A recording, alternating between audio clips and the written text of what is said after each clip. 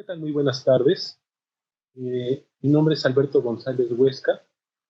Soy jefe de departamento de análisis de fenómenos geotécnicos en el Centro Nacional de Prevención de Desastres, el CENAPRED. En esta ocasión voy a hablarles de la evolución del Mapa Nacional de Susceptibilidad a la Inestabilidad de laderas. La siguiente, por favor. Bueno, la susceptibilidad vamos a entenderla como una propiedad del terreno que indica qué tan favorables o desfavorables son las condiciones de este para que pueda ocurrir inestabilidad en el terreno, y se va a referir, o vamos a entenderlo, como algo que se refiere únicamente a factores intrínsecos a los materiales naturales de la ladera, sin considerar factores desencadenantes, como sería el caso de la precipitación o la sismicidad. A manera de ejemplo, la siguiente.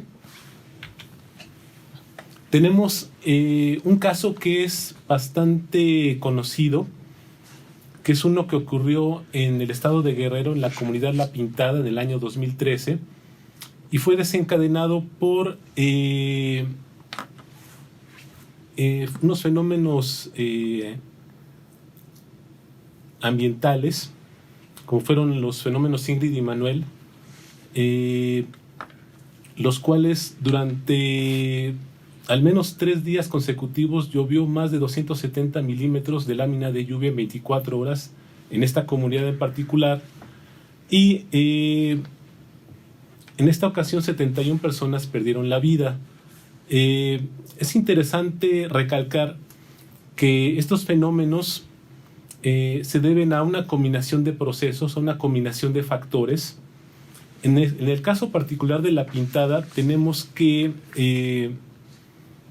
en esta comunidad la gente se dedica principalmente al cultivo de café, por lo cual muchas de las laderas aledañas a esta comunidad se encuentran deforestadas, y además que los materiales que constituyen a las laderas son materiales muy alterados. Originalmente eran rocas ígneas, es decir, rocas formadas por actividad volcánica, las cuales fueron a lo largo de muchos miles, incluso millones de años, fueron alteradas, y tenemos suelos que son residuales, son suelos muy poco resistentes, los cuales al combinarse con agua facilitan la ocurrencia de este tipo de fenómenos.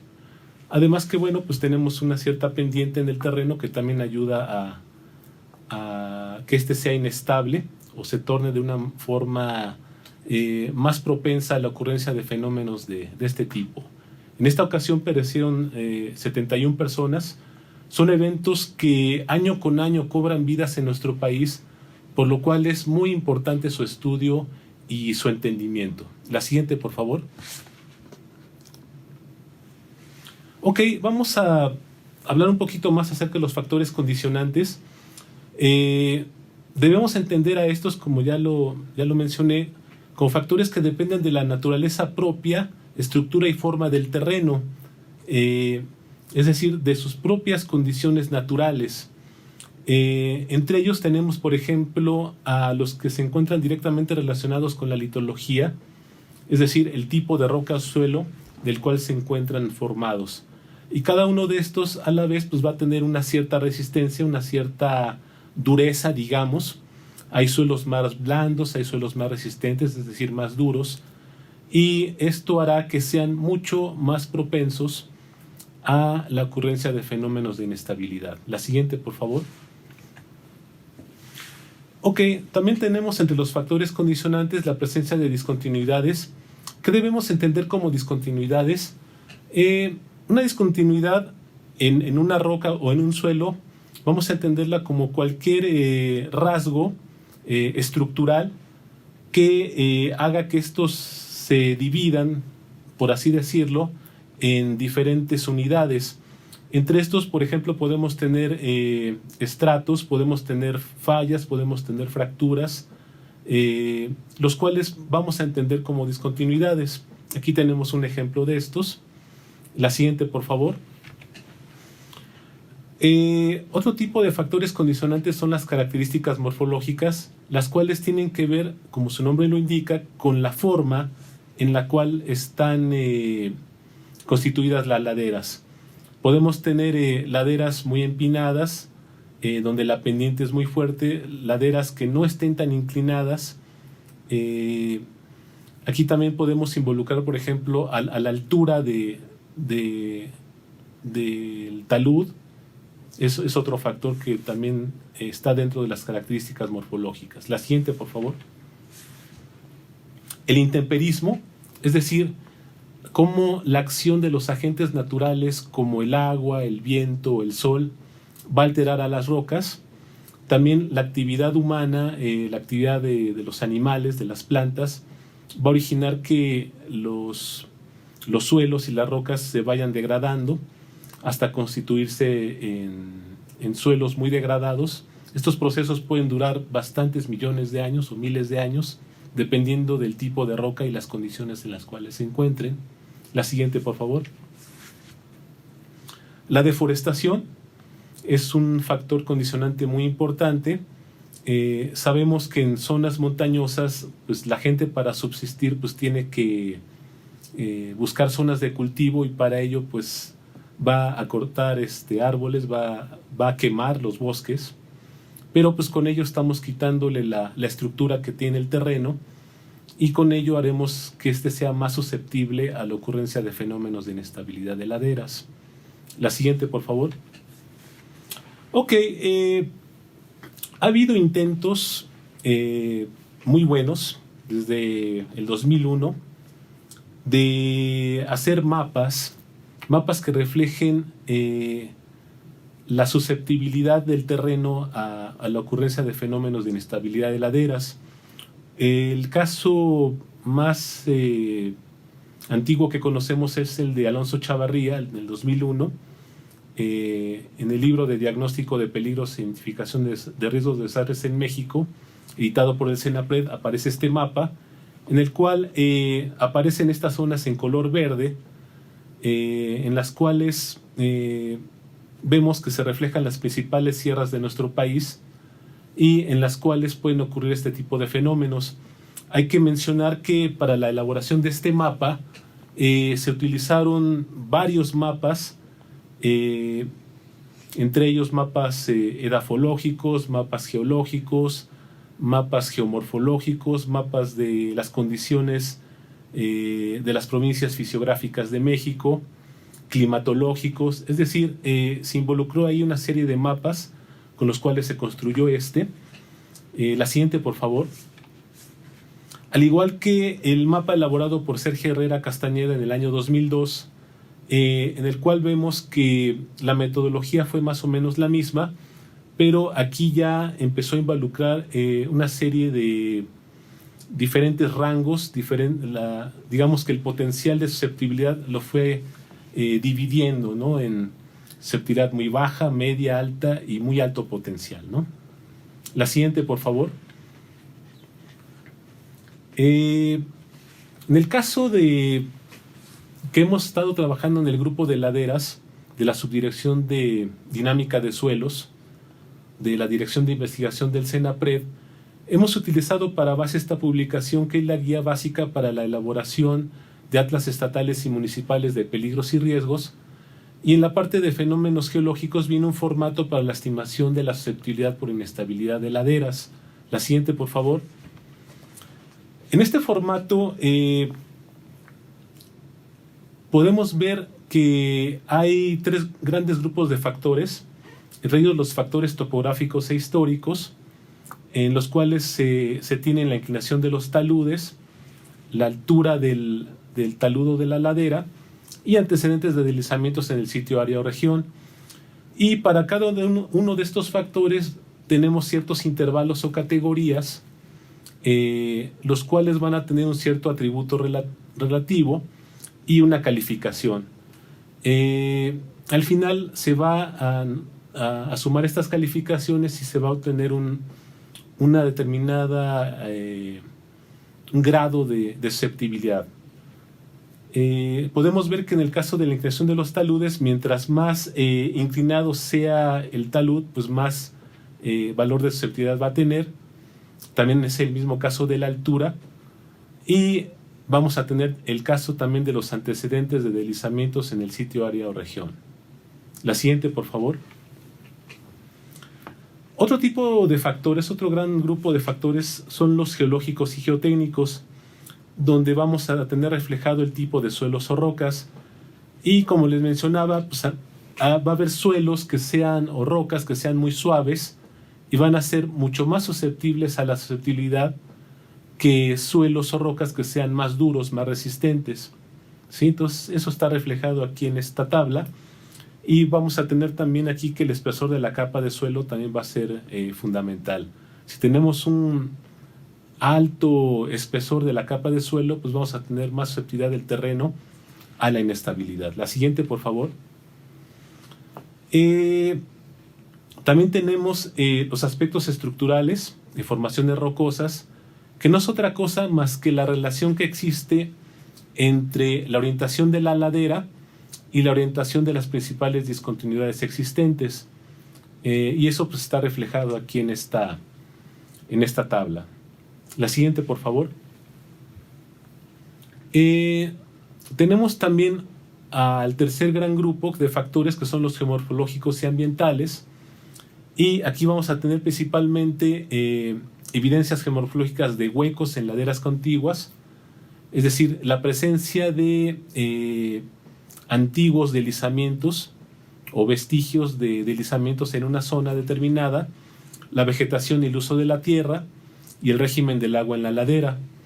El caso de la vegetación y uso de la tierra es bastante importante. Como vemos aquí, las zonas urbanas y las zonas donde existe deforestación van a ser calificadas con mayor grado de susceptibilidad que las zonas en donde tenemos vegetación intensa. La siguiente. Al final, pues vamos a tener una suma de calificaciones y eso nos va a dar diferentes rangos de susceptibilidad. De susceptibilidad muy alta, susceptibilidad alta, moderada, baja y muy baja, las cuales van a estar simbolizadas con un cierto código de colores, como podemos apreciar aquí. La siguiente, por favor. Y bueno, una de las cosas que hicimos originalmente por ahí del año 2013 fue aplicar este formato a casos documentados aquí en el CENAPRED. En ese entonces no teníamos tantos casos documentados como tenemos ahora, que ya tenemos en total aproximadamente unos 300 casos documentados, además de los que hemos podido recopilar en otras fuentes, tanto de prensa como en el Desinventar. Pero bueno, en este caso pudimos observar que la inclinación de los taludes tiene un peso bastante importante en los factores topográficos e históricos, que es aproximadamente de un 17%, a diferencia de la altura y los antecedentes de deslizamientos. La siguiente, por favor. En lo que respecta a los factores geotécnicos, el tipo de suelo roca es el factor que más contribuye, con un 16% en el análisis, y los aspectos estructurales, bueno, pues se encuentran divididos más o menos por ahí en el rango de 6 a 4%, ¿no? La siguiente, por favor. Y por último, los factores geomorfológicos y ambientales.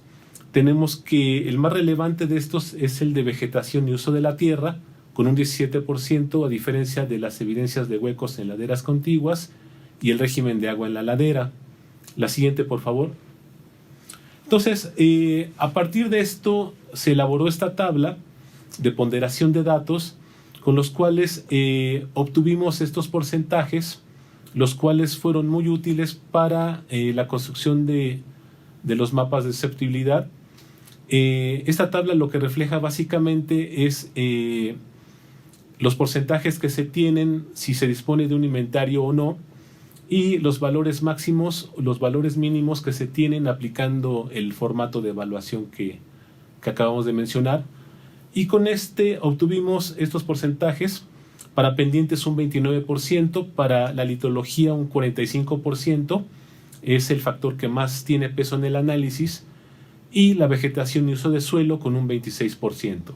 La siguiente, por favor. Originalmente tomamos como caso piloto al estado de Guerrero, El estado de Guerrero tiene la particularidad de que es un estado muy interesante desde el punto de vista de las laderas, como les mencionábamos con el caso de La Pintada, en donde ocurren frecuentemente fenómenos de este tipo. Y bueno, como caso piloto se utilizaron estos 3 mapas, que es el de litología, vegetación y uso de suelo y pendientes, a los cuales se les aplicó una suma algebraica utilizando sistemas de información geográfica. Y la siguiente, por favor. El resultado fue este mapa de susceptibilidad para el estado de Guerrero.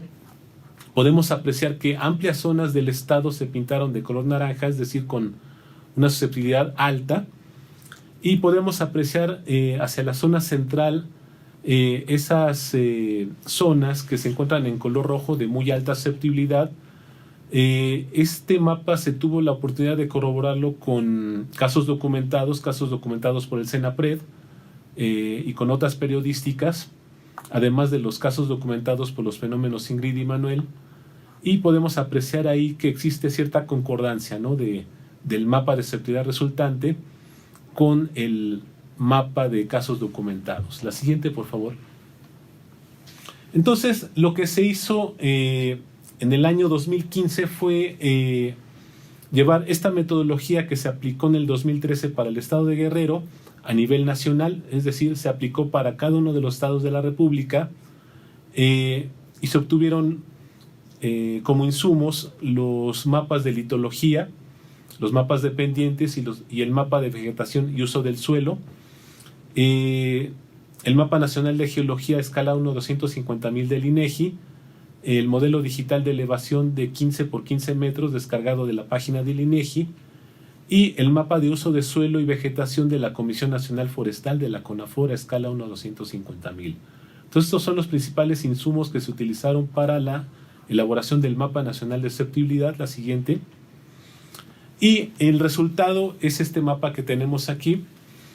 Pueden apreciar en este mapa una cosa muy interesante que también se pintó casi en su totalidad de color naranja, es decir, con una susceptibilidad alta. Lo interesante del caso es que existen zonas como las planicies costeras y la península de Yucatán que son planas y por ende pues no podríamos catalogarlas como de susceptibilidad alta.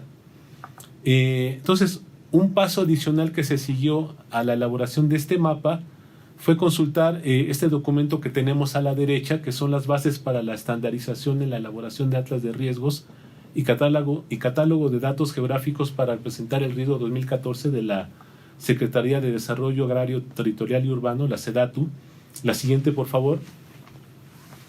Y en este documento vienen criterios para la evaluación del mapa de pendientes y podemos observar estos rangos que tenemos aquí a la derecha para evaluar procesos geomorfológicos, los cuales son diferentes a los que existen en el formato original que aplica el CENAPRED. Entonces, tomamos estos criterios de pendiente para modificar el mapa de pendientes que teníamos y se obtuvo el mapa siguiente, la siguiente diapositiva, en el cual vemos que ya muchas zonas del país se pintaron de color amarillo, es decir, con una susceptibilidad media a la ocurrencia de deslizamientos, pero vemos que existen también otras zonas en color naranjo y en color rojo, los cuales se ajustan de manera bastante interesante a las zonas en donde existen sierras en nuestro país. A este mapa, además, se le sobrepuso una capa con zonas en donde la pendiente es menor a 6 grados. La siguiente, por favor. Con lo cual se obtuvo finalmente el Mapa Nacional de Susceptibilidad a Inestabilidad de Laderas, el cual se encuentra disponible en la página del Atlas Nacional de Riesgos y es el mapa que actualmente se encuentra a disposición. Es un mapa cuya elaboración fue en el 2015. Estamos haciendo una actualización de este mapa ya con casos más documentados en los últimos 20 años. Desde 1999 ya tenemos una base de datos mucho más amplia y esperamos que en las próximas semanas se encuentre a disposición del público. La siguiente, por favor. Entonces, ya para resumir, tenemos una serie de consideraciones respecto a este mapa. Tiene una resolución espacial de 15 por 15 metros. Se consideran como zonas libres de inestabilidad aquellas áreas o regiones esencialmente planas entre 0 y 6 grados. Y se validó con datos documentados, como lo acabamos de mencionar, por el CENAPRED, y datos del Sistema de Inventario de Efectos de Desastres, el de CINVENTAR. Una cuestión muy interesante que nos refleja esta tabla es que cerca del 20% del área nacional tiene susceptibilidad alta a muy alta. La siguiente, por favor.